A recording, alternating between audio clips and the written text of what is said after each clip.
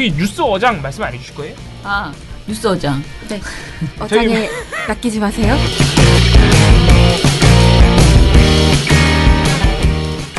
하루의 뉴스는 셀 수 없이 쏟아지고 있습니다. 우리는 어쩌면 뉴스의 홍수, 뉴스의 바닷속에 살고 있는데요. 언론들은 우리를 이렇게 뉴스의 어장에 가두려고 하고 있습니다. 기존 적폐 언론들의 뉴스의 어장에 속지 마시길 바랍니다. 안녕하세요. 저는 민원연의 김원경 사무처장이고요. 여러분들은 민원연의 뉴스 어장에 오셨습니다.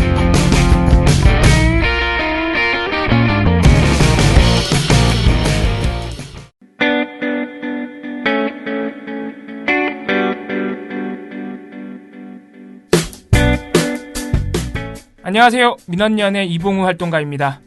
우리나라에서 언론의 문제는 민주주의의 문제입니다. 독재와 부패 기득권을 대변하는 언론들은 아직도 살아있습니다. 민주주의의 문제는 곧 우리 삶의 문제입니다.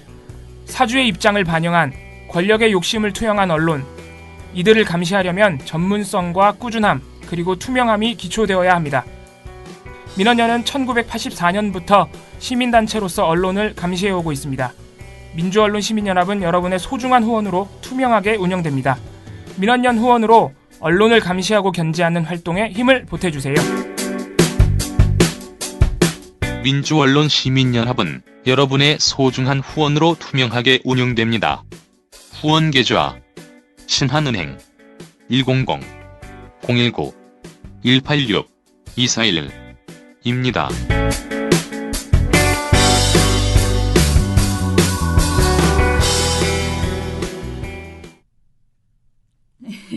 저와 함께할 두 분 모셨습니다. 안녕하세요. 안녕하세요. 자, 인사하십시오. 네. 민원련에서 신문 모니터 담당하고 있는 배나은 활동가라고 합니다. 저는 택배 수령도 함께 맡고 있고요. 안내 데스크도 함께 하고 있습니다. 많이들 놀러 오세요. 네, 저는 민원연에서 반대맨을 맡고 있는 이봉호 활동가입니다. 이거를 대본에서 봤을 때는 반대맨이 그렇게 이상하지 않았는데 이걸 말로 하니까 우리 대본 수정해야 될 네, 것 되게 같아요. 이상하네요. 넙치 이런 네. 걸로 하라니. 반대맨 저희가 뉴스 어장이니까 별명을 물고기로 하나씩 줘야 될 것 같아요. 네. 네, 저는 그래서 넙치로 할 생각입니다. 넙치. 근데 넙치처럼 납작 엎드려서 최대한 일을 안 하는 방식으로 대응해 나가도록 하겠습니다. 그게 될까요? 내가 했는데? 자, 민원연 뉴스 어장으로. 봉구 씨만 지금 생선하고서 지금. 그래. 나은 씨는 생선 뭐 할 거예요?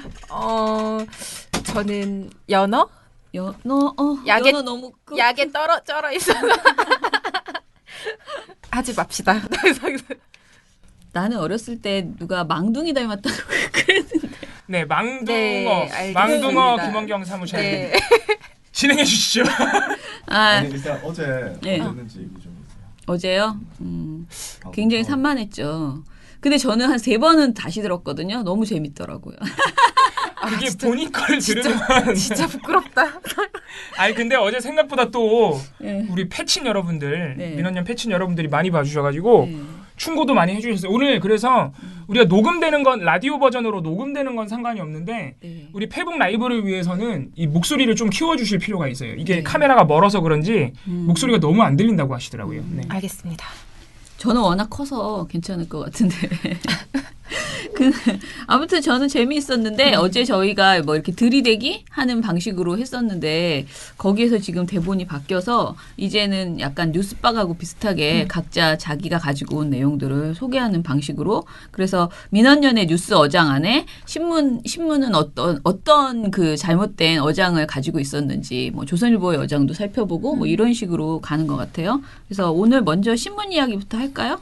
네, 네. 질문하겠습니다.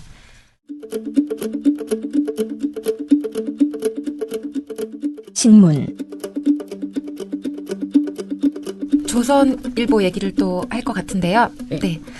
사실 뭐랄까 선거 기간에 내보내면 안 되는 주장의 총체라고 할 수 있는 칼럼이 하나 나왔습니다. 제목이 대선은 지금부터가 시작이다. 이 희망찬 칼럼이 하나 나왔는데요. 누가 썼을까요? 이영작 서경대 석좌 교수님이 써주셨습니다. 훌륭한 분이시죠. 네네네. 이런 셀럽이 또 나와주셔서 저 정말 너무 두근거렸고요. 근데 이게 사실 이제 문재인 후보로 확정이 된 이후에 바로 나온 칼럼이거든요. 네네. 그러면서 앞으로 보수 우파들은 어떤 선거 전략을 지녀야 하는가를 딱 알려주는 그런 칼럼이었는데 여기서 이거예요, 퀴즈를 그게? 네 퀴즈를 하나 준비했습니다. 아이, 참 어제 조선일보가 칼럼에서 요구한 보수 우파들의 선거 전략이에요. 네. 이 뿅뿅뿅뿅 이 네 글자를 맞춰주시면 되는데요. 문재인 후보에 대해서 뿅뿅뿅뿅을 하고 유권자들에 대해서는 뿅뿅뿅뿅을 부추겨라. 이 두 가지 요구를 했어요. 근데 이 뿅뿅뿅뿅을 맞춰주시면 됩니다. 아, 이거 어려워요. 힌트 주셔야 돼. 근데 아무 말이나 해도 사실 거의 대부분 맞아 네, 떨어져요. 문재인에 대해 흑색 선전을 하고 네. 문재인의 이거 유권자들의 반문재인을 부추겨라. 이거 제가 아까 방송 들어가기 전에 했던 말인데. 근데 을이라서 나는 패권주의 뭐 이걸 넣고 싶었는데 네. 패권주의를 하고가 되잖아. 네. 유권자들의 문재인 후보. 아 다음부터는 여기다 을을 이러고 해야겠다. 유권자들의 반문 정서를 부추겨. 아 반문정서네. 맞네. 음... 아닌가 보다. 정답은 아닌가요? 일단 흑색 선전 맞았습니다. 오! 역시 제가 하지만 예, 두 번째는 맞추지 못하셨는데요. 유권자들의 뭘 부추겨라. 이건 힌트 주셔야겠다. 사드. 유권자들의 안보의식, 안보 불감증 다섯 글자네. 아니 그래도 글자 수는 맞추라고요. 그러니까. 안보 불안. 정답. 역시 이제 민원연 짬밥 3년 차입니다. 민원연 짬밥 3년 차면 이런 거 다 맞춥니다. 충격적이다. 뭐 이걸 다 맞춰. 맞추다니.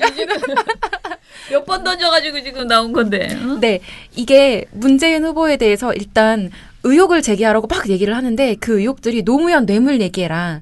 또 문재인이 뭐 그 예전에 바다 이야기 혹시 네, 노무현 정권. 노무현 정권 네. 그 얘기를 또 하고 이번에는 그 세월호 같은 것도 예를 들면 국민 대통합당 장성민 후보가 유병헌의 부채 1,150억을 노무현 정권에서 탕감해 주었기 때문에 결과적으로 세월호 참사가 일어났다는 주장도 있다. 저거는 지금 허위인 것으로 밝혀져서 홍준표 후보가 네. 아주 망신을 당했거든요. 지금. 네, 근데 이거를 사설에 아니 칼럼에다 넣어놓고 이걸 의혹 제기를 해라라고 얘기를 하고 있어요. 그게 어떻게 허위로 밝혀졌는지는 말을 또 안 전혀 해주네. 1도 없어요. 그러면 안 되는데. 그런 말 없고 네. 그다음에 유권자들에 대해서는 안보 불안을 부추겨라는 요구를 하고 있는데 어떤 식으로 얘기를 하느냐. 유권자들을 가장 효과적으로 움직이는 것은 두려움이다. 좌파 정당의 대북 정책과 북한에 대한 안보 위협을 걱정하는 보수 우파 유권자들이 투표장에 나간다면 이번 대선은 좌파의 정권 교체 대 우파의 안보 대결이 될 것이다. 김정은의 핵미사일 위협이 보수 우파 유권자를 투표장으로 이끌 수 있다. 근데 아무리 좋게 해석을 하려고 해도 이건 그냥 뭐랄까 핵 미사일에 대한 뭐 대응을 하자 이런 얘기가 아니잖아요. 네. 불안감을 부추겨서 유권자들을 이끌어내자. 그들을 문재인에게 투표하지 않을 사람들은 어쨌든 많이 확보하자 이 주장인 건데 야 선거 앞두고 이렇게까지 말을 한다는 게 참 진짜 어떤 정말 체면이나 염치 이런 게 정말 1도 남아있지 않다. 그런 네. 생각이 좀 들었습니다. 이게 제가 지금 이 방송에서 맡은 역할이 반대맨이라서 네. 제가 조선일보 입장에 서가지고 배나한 간사의 저 지적을 그래. 예, 배나한 간사의 저 지적을 제가 반박을 해야 되는데 못하겠어요. 못하겠는 게 안보 불안 예를 들어서 지금 이제 보수 후보로 나온 분들이 과연 사드 배치 말고 어떤 안보 공약을 가지고 있는지 전혀 언론들이 조선일보를 포함한 언론들이 보도도 안 해주면서 어떻게 안보 불안을 자극하는 것인지. 그러니까 뭐랄까 네. 미국이 하는 대북 정책을 따라간다라던가 뭐 그런 것들도 굉장히 중요하게 생각을 하더라고요. 네. 근데 어쨌든 반대면은 역할을 할 수 없었다. 네, 근데 썩 그렇게 근데 저는 그런 것 같아요. 그러니까 조선일보가 이제 저런 조선일보나 TV조선이 이영작 씨 정도는 이제 그만 쓰게 하고 그만 말하게 해야 된다라는 것을 바닥을 보여주는 그런. 그렇죠. 지금 종편에서도 네. 욕먹고 네, 있는 논리가 분인데 없어요, 논리가. 왜냐면 아니 논리보다도 민족 저런 정론지 말을- 조선일보가 이래도 되겠습니까? 저런 말을 신문에서 이렇게 싹 녹여가지고 해야지 저렇게 노골적으로 툭 꺼내면은 그러니까 이게 사실은 뭐야? 너무 속이 보이잖아요. 그러니까 성의가 없었습니다. 네. 실망스럽네요. 너무 좀 뭐라 그러지? 이렇게 살짝 녹여서 기자들한테 술 마시면서 코치해야 될 내용을 그냥 바로 신문에다 써서 독자들이 보기에도 아 이거는 좀 너무 심하다 그렇게 생각되는 그런 말을 한 거죠. 근데 어떻게 보면 또 저런 게 이제 카톡에 도는 그런 그죠. 수준의 글인 거죠. 어쨌든 멋이 없었다. 썩 그렇게 뭐 엄청나게 나쁜 보도는 아니네요. 아 그냥 기본 그냥 이런 식으로 할 거면 찐 칼럼. 아 그렇게 뭐 수위가 높진 않다. 그래요. 네. 네네네. 네. 그렇게 나쁜 어장은 아니다 뭐. 그러면 뭐 방송 해보실래요? 방송 바로 제 차례입니까? 아, 네. 대본상으로 김원경 차례님 제 차례인데. 차례인가요? 네. 아, 저부터 그러면.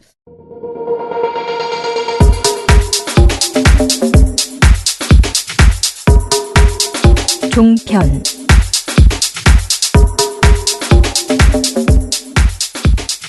저는 오늘 어저께랑 사실은 거의 비슷한 내용인데 어제 제가 박근혜 대통령의 구속 이후에 계속 그 구속 역풍을 기다리면서 역풍이 불지 않으니 어떻게 선풍기로라도 막 이렇게 불어보게 하려고 하는 그런 노력들이 계속 있다고 했잖아요. 근데 진짜 이거를 보다 보니 최근에 저는 이 종편을 보면 사람들이 자기가 마치 수감된 것 같은 기분이 들 것 같아요. 그러니까 왜냐면 지난번에 이재용 부회장 때도 너무 우리가 자세히 알게 됐잖아요. 감옥에 가면 어떤 일을 당하는지. 네. 근데 우리가 사실 살면서 그렇게까지 그 구치소 생활에 대해서 이렇게 자세히 알 수가 없었는데 이재용 부회장 때 일단은 예습을 하고 이번에 박근혜 그 씨 때문에 저희가 너무나 자세히 감옥에 대해서 많은 것들을 알게 됐어요. 근데 그걸 보면서 빵 터졌어요. 그러니까 구치소 A에서 Z까지를 알려주는 그런 방송들을 하더라고요. 제가 하나 보여드릴게요. 자, 먼저 이거를 이렇게 보여드리면요. 보이나? 짠. 예, 이게 방송 화면입니다 지금. 네, 방송에서 보여주는 거 위아래. 근데 먼저 미결 수용자가 되면은 구치소에 수감이 되면 어떻게 되느냐? 사진 촬영을 하고 지문 채취를 하고 수용자 번호를 지정받는데요. 그 밑에는 구치소 주요 입소 절차 해가지고 인적 사항을 적고 신체 검사를 하고 휴대폰 소지 영치를 하고 몸 씻고 이런 자막이 이렇게 한꺼번에 나오기도 하고 하나하나가 또 자막으로 깔리면서 이 하나하나의 과정을 너무나 자세히 설명을 하는 거예요. 아까 좀 전에 또 하나 있었는데 이런 것도 있더라고요. 우리가 그 어떤 옷을 입느냐 구치소에 들어가면 그래서 이렇게 옷을 하나 남자 평상복 여사 평상복 이렇게 해서 해주고 그다음에 수용 번호표의 색상의 의미가 있대요. 참 이런 거 우리가 너무 흥미로운데. 우리가 절대 알 수 없었습니다. 노란색 관심 대상 수용자, 조직폭력 범죄자가 노란색이래요. 흰색 일반 수용자, 파란색 마약 관련 범죄자, 빨간색 사형 확정자. 자 그러면 우리 박근혜 씨는 무슨 색을 하게 될까요? 노란색 아니겠습니까? 노란색? 그렇죠. 관심 대상 수용자가 네. 되는 방도 거죠. 제일 크다는데. 예, 예. 그 미군이 뭐 사용했던 네. 방이라고 그렇게 나오죠. 이건 재밌는데요? 그러니까 아니 근데 이거 재밌는 굳이 방송. 반대면 하자면 네, 재밌는데. 이거는 이렇게 되게 꿀정보 아닌가요? 여기 보시면은 요거 중에 요 절차 있잖아요. 수용자 번호 지정. 네. 이게 뭐냐면은 여러분들 영화나 드라마에서 많이 보시는 머그샷이라는 장면이에요. 네. 그 먼저 수감되면은 그 사진 찍잖아요. 이게 키 재는 것처럼 이렇게 눈금돼 있고 거기서 이렇게 정면, 측면 해서 이렇게 범죄자 사진을 찍는단 말이죠. 거기 박근혜 씨가 서 있다고 생각하면 굉장히 재밌잖아요. 근데 왜 이런 걸 하면 안 돼요? 그러니까 하면 안 되는 난 게 재밌는데. 아니고 이 모든 과정을 이런 걸 너무나 원하는데요.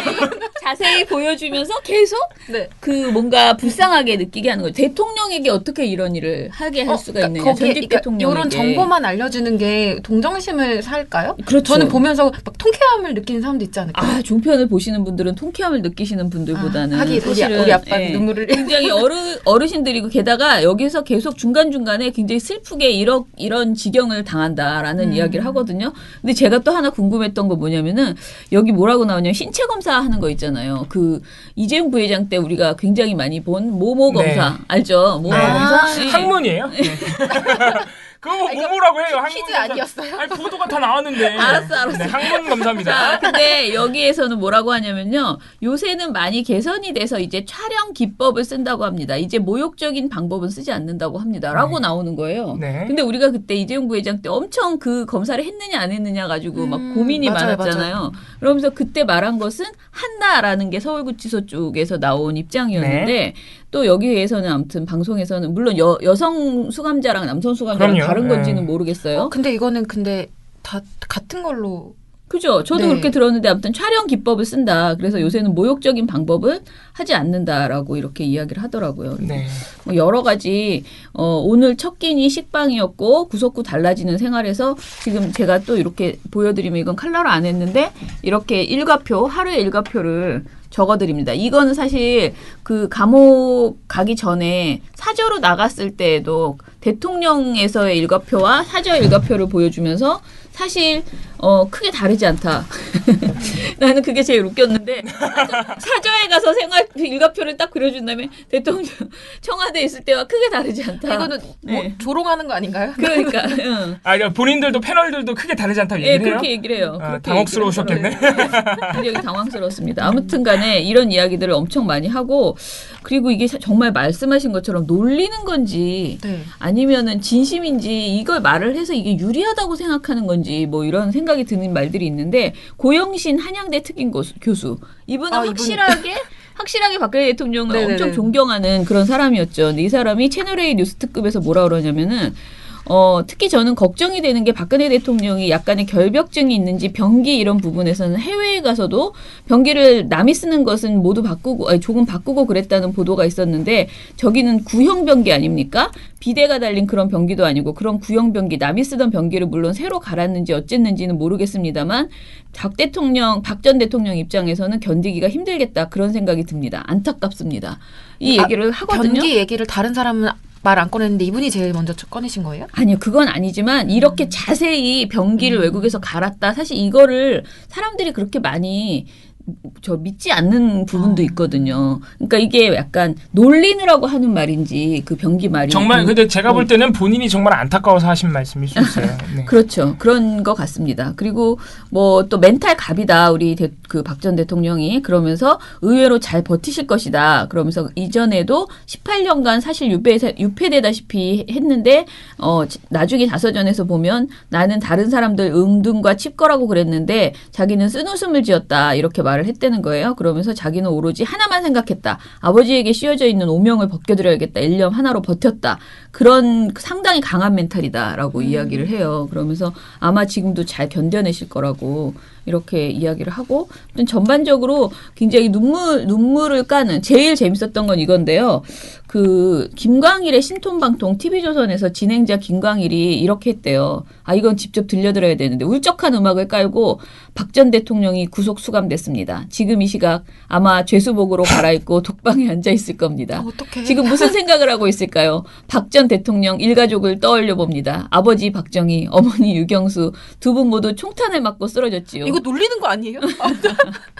그리고 3남매가 남았습니다. 큰 누나 그리고 동생이 둘입니다. 동생 박지만 이지 회장이 어제 누나와 함께 눈물을 흘리며 울었다는 대목에서 마음이 참 안 좋았습니다. 이보다 더 기구한 운명이 있을까요? 그런데 앞으로도 먼 길을 가야 합니다. 이런 식으로 아무튼 길게 주절주절 얘기를 해서 이게 정말 대놓고 동정심을 요구하는. 예, 그러니까 네. 이 정말 제발 불어라. 네. 구속 역풍아 불어라. 이렇게 지금 네. 하고 있다라고 보시면 되겠습니다. 저는 이 종편에서는 요거 퀴즈를 안 하시네요? 아까 항문 맞춰서 그런 거 아니에요? 예. 아 그럼 봉우 씨가 망쳤네요. 정말 그건 아니고요. 하나 더 있는데 그건 봉우 씨 하고 나서 할게요. 아. 퀴즈는.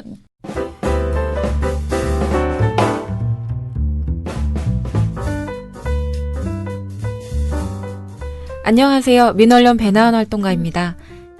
2017년 5월 장미대선은 박근혜 최순실 국정농단에도 민주주의를 지켜온 촛불 시민들이 만들어낸 대통령 선거입니다. 이번 대통령 선거에서는 시민들의 민주주의에 대한 열망을 담아 언론단체를 넘어서 시민사회단체, 언론학회들까지 연대해 이전보다 더욱 포괄적이고 집중적으로 언론을 감시하려고 합니다. 민언련은 자체 팟캐스트인 민언련의 뉴스 어장 외에 교통방송 김어준의 뉴스공장, CBS 정관용의 시사자키, 한겨레 TV 파파이스, 국민TV 민동기의 뉴스바 뉴스박 등 여러 방송을 통해서 저희 활동을 홍보하고 있습니다. 민언련에 많은 응원 부탁드려요. 민주언론 시민연합은 여러분의 소중한 후원으로 투명하게 운영됩니다. 후원 계좌 신한은행 100-019-186-241입니다.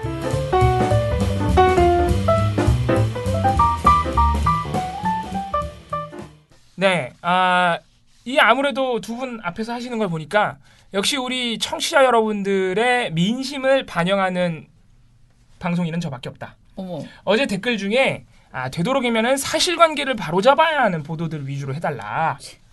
이게 경향 심는 것보다는. 그거 별사탕이 말한 건데. 네, 뭐 누구든지 간에 네 그런 요구가 있었기 때문에 저는 앞으로 그런 보도를 준비해오겠다 마음을 먹었고 오늘 바로 반영을 해서 역시 이 프로 방송인과 이 아마추어들의 차이. 네. 아니 당신이 연예인입니다. 준비 온 거 프로방송인은. 가지고 까라고 했지 그냥 사람을 까라고는 안 했잖아요. 네, 뭐 어쨌든 반대맨이니까 누구든지. 이 실제 상황이니까 지금 방송 준비해 오신 게 자, 이게 지금 이틀 연속으로 4월 3일 그저께는 민주당 경선이 끝났고 어제는 이제 또 안철수 후보가 결정된 국민의당 경선이 끝났습니다. 지금 제가 어제 뉴스들을 열심히 보다 왔는데 분위기가 너무 달라요. 방송 뉴스들의 분위기가. 그러니까 4월 3일 그저께 문재인 후보가 결정됐을 때는 소위 말하는 이제 문가 보도로 그러죠. 네. 소위 말해서 까는 보도들이 상당히 많이 나왔습니다. 자, 과연 어제 안철수 후보가 됐을 때는 그런 보도가 나왔느냐? 보신 분들은 알겠지만 안 나와요. JTBC에서 나왔습니다. JTBC에서 안철수 후보를 깐다기보다는 국민의당 경선에 불법 동원 의혹이 있었다. 이런 보도가 나왔고 재밌는 건 이거는 원래 채널A가 먼저 단독 보도를 했던 겁니다.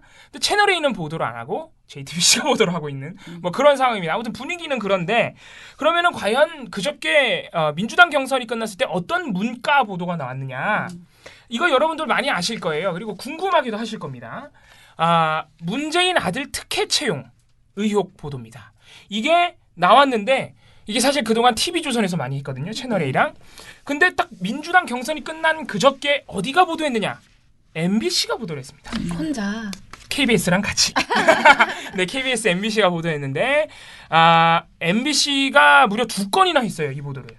자, MBC가 요새 대선 관련 보도를 4건, 5건 정도 하고 있거든요. 네. 근데 그중 2건이면 절반입니다. 네, 아무튼 많은 비중을 할애했다. 근데 그중에 보도가 아주 심각합니다. 왜냐면은 일단 여러분들이 이걸 알아야 될 게 이 논란은 2012년 대선에 나왔던 겁니다. 그러니까 뭐 거의 뭐 한 7, 8년 지난 얘기죠. 지난 건데 이거를 언제부터 다시 이 논란이 끄집어 나왔느냐면은 지난달 그러니까 3월 16일 이때부터 자유한국당이 갑자기 막 찌르기 시작했거든요. 그러니까 거의 한 달 된 겁니다. 그러니까 거의 한 달 돼서 초기에는 종편들이 많이 하다가 요새는 종편들도 잘 보도를 안 해요. 왜냐면은 같은 주장이 계속 나오고 있거든요. 같은 의혹이 계속 제기되고 있습니다. 그래서 보도를 안 하는데 KBS, MBC가 하필이면은 민주당 경선이 끝난 4월 3일 날 보도를 했단 말이죠. 그래서 이게 의혹이 많이 오래된 만큼 이미 규명될 만큼 다 규명됐어요. 2007년에 노동부 감사로 인해서 드러난 부분이 많고 일부분은 노동부가 문준용 씨와 관계없이 자기네들 착오가 좀 있었을 뿐이다 라고 이미 인정한 부분들까지 있습니다. 그런데 MBC가 이걸 보도하는데 일단 자유한국당과 국민의당이 이런 주장을 한다라는 식으로 주체를 밝혀줘야 되잖아요. 주체를 밝혀주지도 않아요. 그러니까 사실인 것처럼 쭉 의혹을 나열합니다. 그래서 보도를 말씀을 드릴게요. 그래서 어떤 보도냐면 제목이 뭐냐면 제목도 아주 수위가 셉니다. 채용부터 휴직까지 꼬리 무는 의혹들 이런 제목이에요. 그러니까 채용부터 휴직 이 문준영 씨가 휴직한 다음에 그만두셨거든요. 난 휴신 줄 알았어. 네, 저도 깜짝 놀랐어요. 발음을 그렇게 한 것 같아서 다시 말씀드리는 거예요.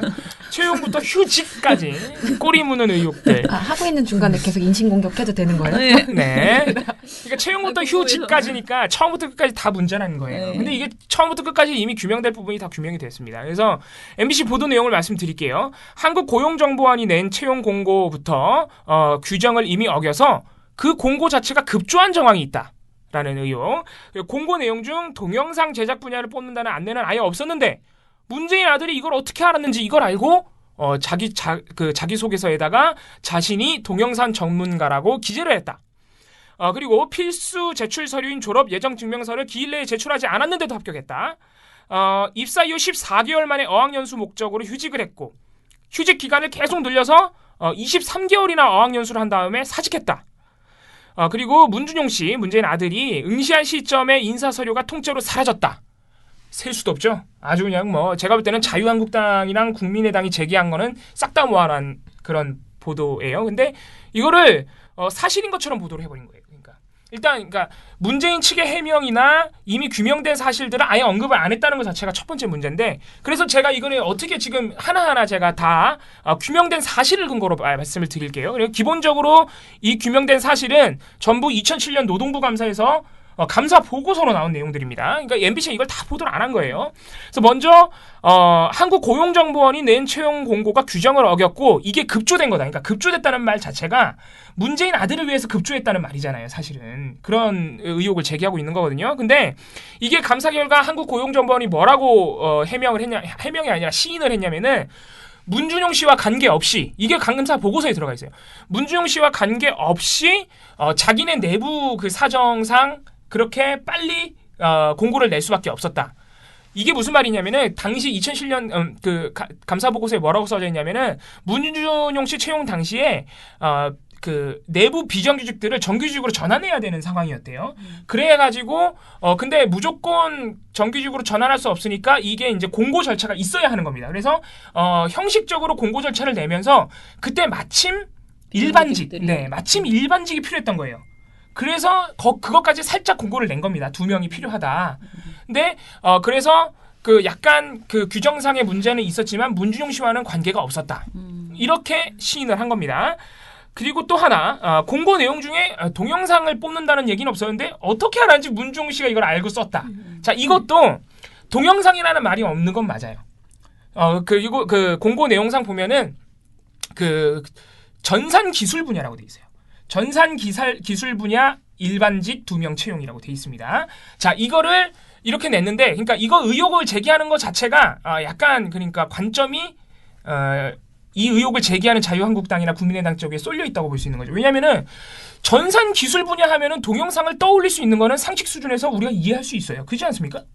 전산 기술 분야 동영상 떠오를 수 있잖아요. 잘 모르겠어요. 잘 모르겠어요? 네, 잘 모르겠다는 분들도 있는 거고. 잘 모르겠어요. 왜냐면 예를 들면 전산 기술이라고 하면 정말 진짜 무슨 이제 기술? 네. 그런 느낌이 들어서 네. 모르겠습니다. 네. 그럼 MBC가 자유한국당 입장에 치우쳐져 있다는 건 제가 취소를 할게요. 왜냐하면은 이렇게 떠올릴 수 없는 분들도 있을 수 있으니까. 자, 그래서 일단 공식적으로 해명된 거는 전산 기술 분야 일반직이라고 그게 감사 보고서에 써 있습니다. 자, 그러면은 이거를 문재인 측에서 어떻게 해명했느냐? 문재인 측에서 해명한 걸 말씀드릴게요. 문재인 후보 측에서 뭐라고 해명했냐면은 이 공고가 올라간 워크넷이라는 사이트가 있어요. 이게 이제 채용 공고를 올리는 데예요. 한국고용정보원이 그 워크넷이라는 사이트를 문준용 씨가 오랜 기간 취업을 하기 위해서 보고 있었다. 그래서 한국고용정보원 관련 공고 내용들도 이미 알고 있었다. 그리고 전산 기술 분야라는 거를 보고 문준용 씨가 한국고용정보원 홈페이지에 들어가서 전산 기술 분야가 무슨 일을 하는지 파악했다는 거죠. 그러니까 보니까 전산 기술 분야에서 굉장히 동영상을 많이 제작하고 있더라. 그래서 본인이 그걸 알고 쓴 것뿐이다라고 해명을 했어요. 자, 이렇게 되면은 우리가 이제 문재인 해명 정도는 상식선에서 이해를 할 수가 있죠. 그러니까 MBC가 의혹을 제기하고 싶어도 최소한 이 고용정보원이 공고를 낸 정확한 내용하고 그리고 문재인이 뭐라고 해명했는지 이걸 실어줘야죠, 같이.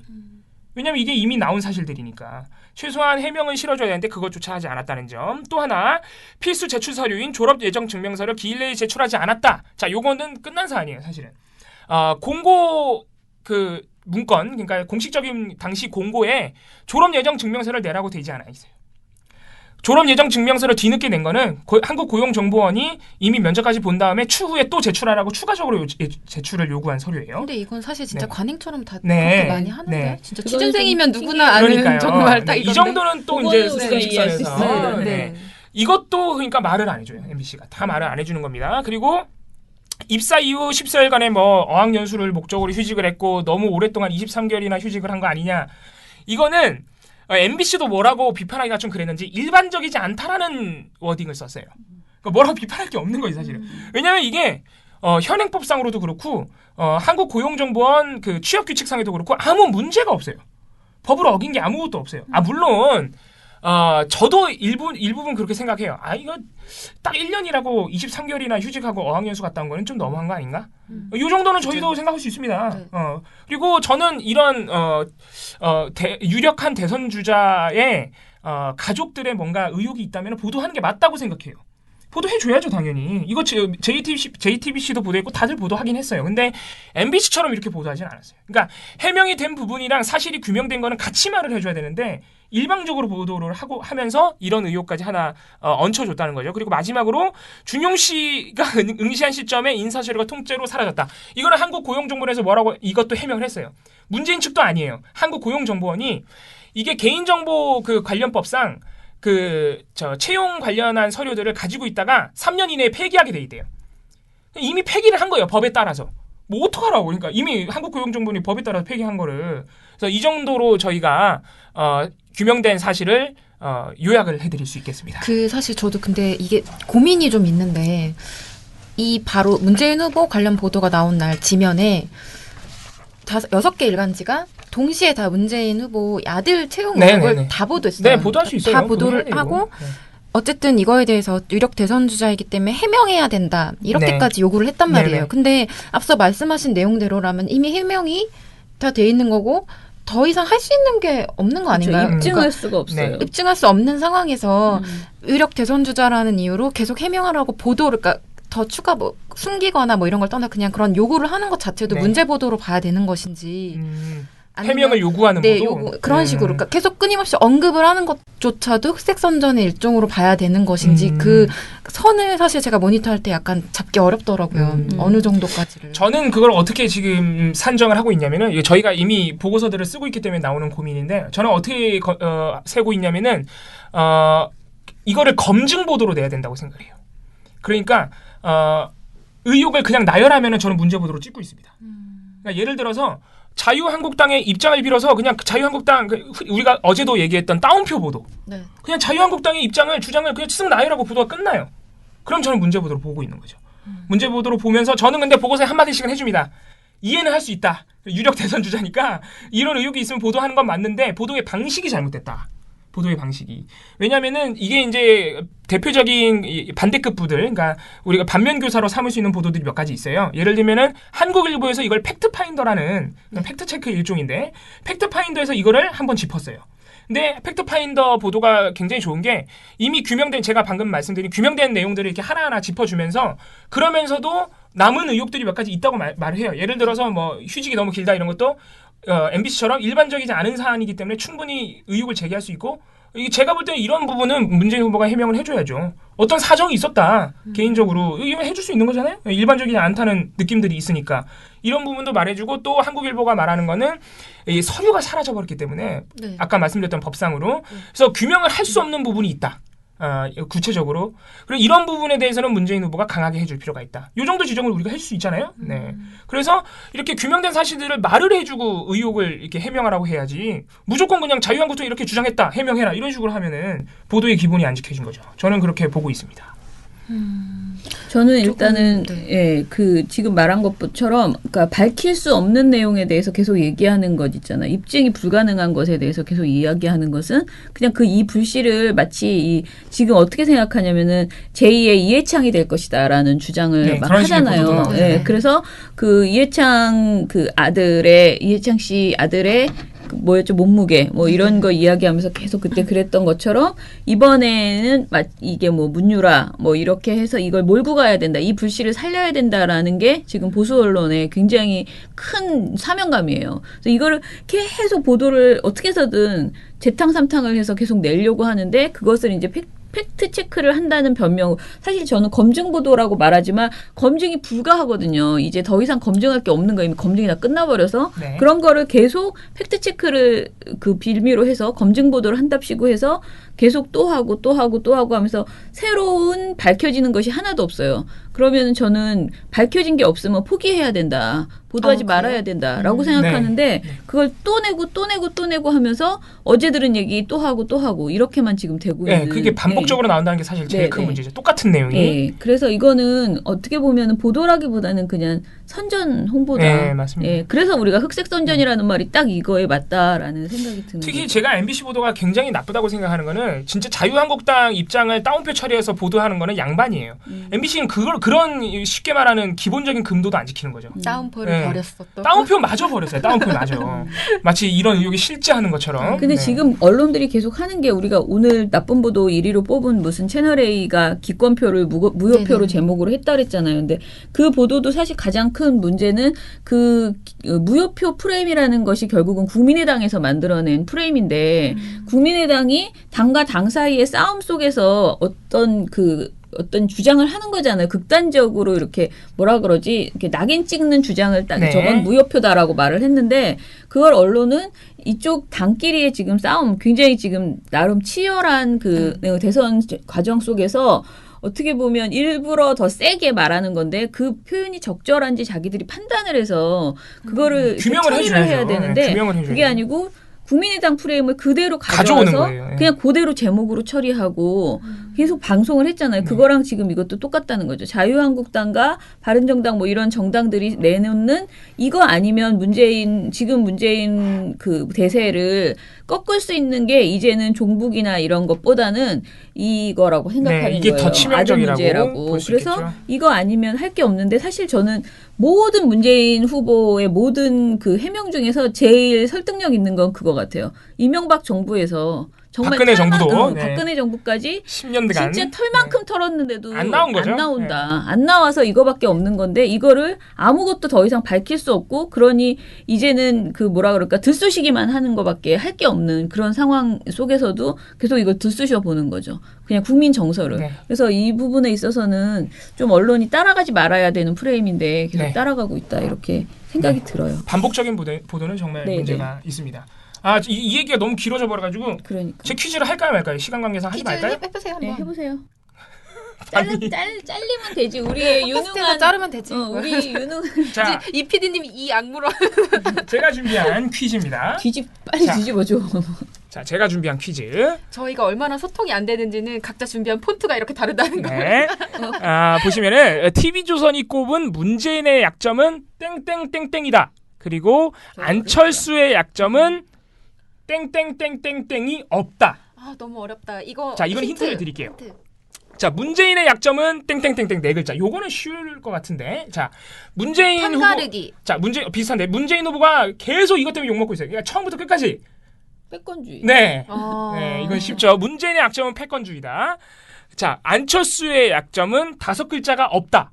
뭐가 없다인데, 자, 이게 왜 저는 재밌냐고 생각했냐면은, 자, 패권주의는 뭐냐면은, 이거 약간 답이 들어갈 것 같은데, 자, 힌트를 드릴게요, 그냥. 문재인 후보가 요새 또 하나, 욕먹는 것 중에 하나가, 이분들의 문자 폭탄, 이런 것 때문에. 자, 욕을 먹고 있어요, 문재인 후보가. 근데 그 5글자가 5 글자. 5글자로 만들어야 돼. 5글자. PD님이 손 드셨는데. 네. 네. 아. 자, 이게 재밌는 게 안철수의 약점은 열혈 지지층이 없다는 거예요. 그건 그냥 인기 없는 정치인 아니에요? 그러니까 너무 웃긴 게 이게 너무 재밌는 거예요, 이게. 그러니까 문재인의 약점은 패권주의고 패권주의가 솔직히 말하면은 그리고 열혈 지지층 같은 사람이 너무 많아서 그렇다는 거잖아요. 근데 안철수의 약점은 그게 없는 거래요. 그러니까 이게 수위가 너무 다르다는 거죠. TV조선이 꼽아준 약점이 두 후보의 약점을 꼽아주는데 솔직히 말하면 안철수 후보의 약점은 이렇게 얘기하면 또 국민의당이 기분 나빠하실 것 같아서 문재인 후보의 약점도 많습니다. 많다고 할 수 있는데 안철수 후보의 약점도 사실 패권주의 수위를 따라갈 만한 게 한두 가지가 아니에요. 찝으려고 마음 먹으면은. 네, 뭐 더 이상 말씀 안 드리겠습니다만은. 불안한 네, 느낌. 불안해요. 요새 막 뉴스공장 막 국민의당이 막 농편 내서 걸고 그래가지고 아무튼. 우리도 조심해야 돼요. 표현. 그래서 정말 제가 빵 터진 게 그 안철수 띄우기도 아니고 안철수 씨를 추켜 세우려는 시도가 있습니다. 뭐 이렇게 표현했으면 네. 좋겠다라고 이야기를 하더라고요. 알겠습니다. 알겠습니다. 오늘 제 퀴즈가 별로 재미가 없네요.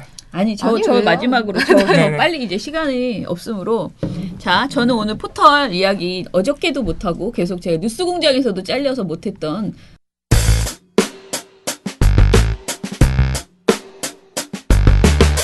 포털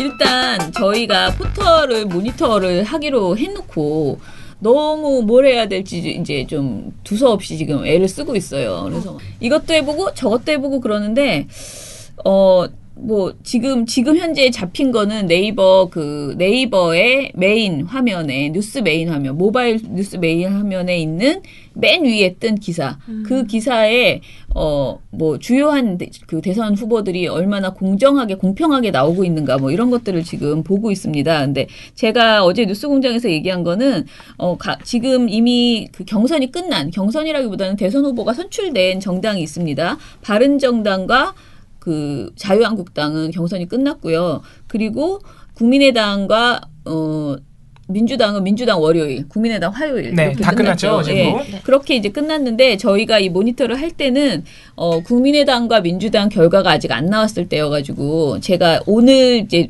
파이스에 가지고 나가는 거는 경선 결과를 가지고 나갈 거예요. 그러니까 경선 이후에 확정 이후로 가지고 나갈 건데 제가 지금 한 것은 그 내용은 아니고요. 일단은 여기 보시면은 자유한국당 홍준표 확정된 다음에 그 탑 화면에 얼마나 떠 있었던가 네이버 탑 네, 화면에 네이버 탑 화면에 이 정도 네. 시간 동안 계속 떠 있었다는 이게 거죠. 오후 홍준표 4시에 후보가. 처음 뉴스홈 최상단 그것도 맨 위에 첫 번째 기사로 네. 올라갔어요. 자유한국당 홍준표 대선 후보 확정이. 그런데 그 다음에 6시에 4시에 처음에 올라갔다 6시에 두 번째 기사로 내려옵니다. 그다음에 9시에 세 번째 기사로 내려간 다음에 그 다음 날 아침 6시까지 계속 세 번째 기사 14시간 동안 지금 네, 떠 있었다. 14시간 메인 동안 화면에 그렇게 걸려 있었습니다. 홍준표 후보가. 유승민 후보 같은 경우에는 바른정당 유승민 후보는 오후 6시에 당일 뉴스홈 최상단 기사로 떠요. 이번에도 마찬가지로 제일 위에 최상단으로 뜨고 그리고 그 유승민 선출 기사가 메인톱에서 그 다음날 6시까지 그러니까 16시간 동안 메인 화면에 쭉 걸려 있습니다.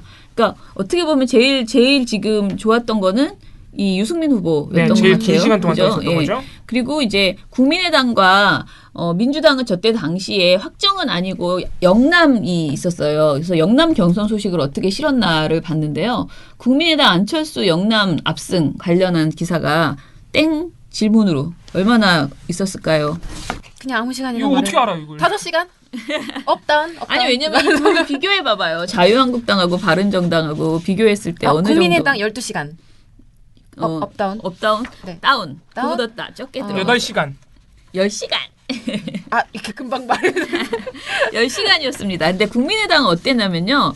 3월 28일 오후 9시에 국민의당 PK 경선도 안 압승 경선 흥행 성방이라는 제목의 보도가 네 번째 보도로 걸려요. 그러니까 이거는 아무래도 영남 압승이기 때문이겠지? 네, 경선 저 결과를 봐야 둘은 돼요. 첫 네. 번째 보도로 걸렸었는데 국민의당은 네 번째 보도로 걸려요. 그리고 네 번째 보도로 처음 떴다가 아침 7시에 사라지거든요. 그래서 약 10시간가량 탑에 걸려 있었습니다. 근데 문재인 후보도 영남 경선 압승이 나왔어요. 그런데 이건 3월 31일이었는데 오후 7시에 올라갑니다. 문재인 영남 경선 압승 64.7% 3연승 본선 직행 유력이라는 제목의 기사였는데요. 10시간보다 적겠네. 이번에는 세 번째 상단에 배치됩니다. 네. 예, 세 번째 상단에 쭉 배치돼 있는데 몇 시간 갔느냐? 일단 10보다는 작다는 얘기죠. 네, 10보다 5시간? 5시간? 아닙니다. 4시간. 아닙니다.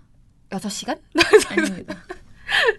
그렇게 짧아요? 네, 진짜? 2시간. 맞아요. 와, 너무한 거 아니야? 이거 2시간밖에 안 떠 진짜 있었어? 네, 이거는 좀 충격적인 것 같아요. 왜 이랬는지 이해할 수가 없거든요. 그러니까 그날 무슨 그 시간에 뭔가 엄청나게 주는 뉴스가 있었던 것도 아니에요. 그런데 심지어 유승민 후보 거는 계속 있었어요. 와, 날이었거든요. 같은 날인데. 네. 그런데 이상하게 국민의 저 민주당께 2시간 만에 그냥 내려가 버려서 너무 심했다. 사실 이것은 좀 심했어요. 아, 너무 짧네. 이런 사례를 우리가 다시 찾아낼 수 있을까? 이번에 월요일 화요일도 비교해봐.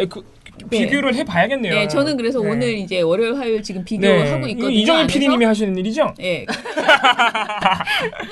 근데 포털이 이런 걸 올리고 내리는 거를 자기네들이 결정하는 게 아니라 뭐 검색이라던가 이런 걸로 자동 아니에요. 아니에요. 이 네이버 메인 톱하면 그건 배치하는 이거는 거예요? 배치예요. 네, 배치라고 정확하게 알고 있고요. 그래서 기사 배열 이력을 이렇게 계속 자기네들이 공개를 하는 것이고, 다만 다음은 어제 우리가 본 것처럼 네. 무슨 그 시스템이 있어서 개별 맞춤형.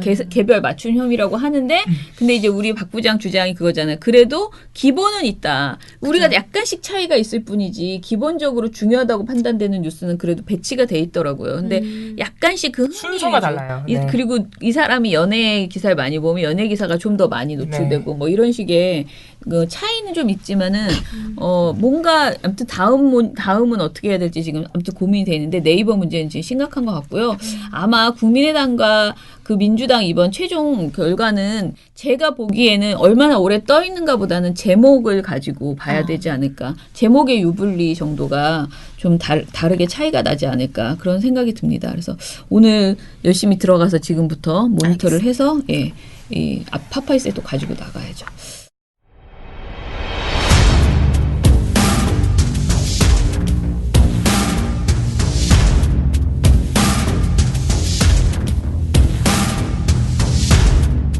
안녕하세요. 민원연 김원경 사무처장입니다. 민주언론시민연합은 언론 권력을 견제 감시하는 대표 언론시민단체입니다. 1984년 창립 이후 민원연은 지속적인 시민 언론 운동을 전개하며 언론 민주화를 이끄는 데 주도적인 역할을 담당해 왔습니다. 앞으로도 6천 민원연 회원 그리고 민주시민과 함께 우리 사회 언론 민주화를 위한 걸음을 우직하게 걷겠습니다. 민주언론시민연합은 여러분의 소중한 후원으로 투명하게 운영됩니다. 민주언론 시민연합은 여러분의 소중한 후원으로 투명하게 운영됩니다. 후원 계좌 신한은행 100-019-186-2411입니다.